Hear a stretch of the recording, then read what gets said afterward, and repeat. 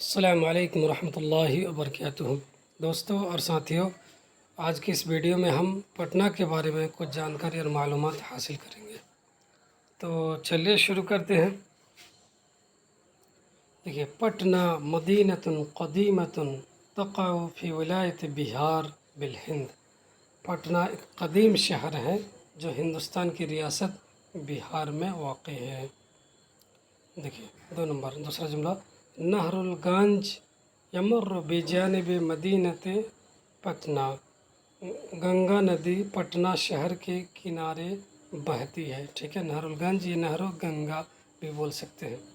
ٹھیک ہے، وہ پٹنہ شہر کے کنارے بہتی ہے، یعنی یوں کہہ سکتے ہیں کہ پٹنہ شہر گنگا ندی کے کنارے پر بسا ہوا ہے۔ نمبر 3، پٹنہ یعنی پتنہ مشہورۃ بتاریخ العریق و ثقافت الغنیہ۔ پٹنہ اپنے قدیم تاریخ اور شاندار ثقافت کی وجہ سے مشہور ہے۔ ٹھیک ہے، یوجد فی پٹنہ کثیر من المدارس والجامعات۔ پٹنہ میں کئی اسکول اور یونیورسٹیاں ہیں، بہت سارے اسکولس اور یونیورسٹیاں ہیں۔ من اہم معالمها متحف پٹنہ الشہیر۔ اس کے اہم مقامات میں مشہور پٹنہ میوزیم ہے۔ ٹھیک ہے، مشہور پٹنہ میوزیم ہے۔ اہل پٹنہ معروفون بالضیافت والکرم۔ پٹنہ کے لوگ مہمان نوازی اور سخاوت کے لیے مشہور ہے۔ اس کے بعد دیکھیں، پٹنہ کانت عاصمۃ لممالک قدیمۃ فی الہند۔ پٹنہ قدیم ہندوستانی سلطنتوں کا دارالحکومت رہی ہے، یعنی ایک زمانے میں پٹنہ جو ہے بہت ساری سلطنتوں کی کیپٹل اور راجدھانی رہی ہے، جیسے مثال کے طور پر دھنانند کے سمے۔ ٹھیک ہے، قدیم کیا وہ حکومت ہے دھنانند۔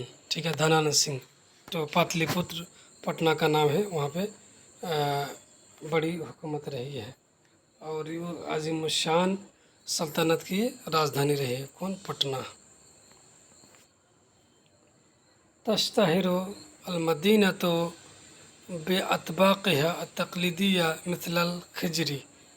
یہ شہر اپنی روایتی کھانوں جیسے کھچڑی کے لیے مشہور ہے۔ ٹھیک ہے، کچڑی لکھا ہے، حالانکہ لٹی چوکھا بہار مشہور ہے لٹی چوکھا کے لیے۔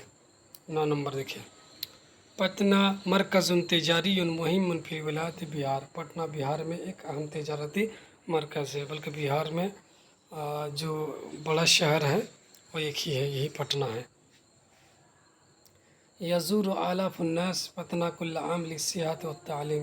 ہزاروں لوگ ہر سال تعلیم اور سیاحت کے لیے پٹنہ آتے ہیں۔ ٹھیک ہے، یعنی یہ بہار اور پچھڑے علاقے یا ریاستوں کے لیے بہت اہم ہے پٹنہ، ورنہ پورے ہندوستان کے لیے مقابلے میں تو کافی پیچھے ہے۔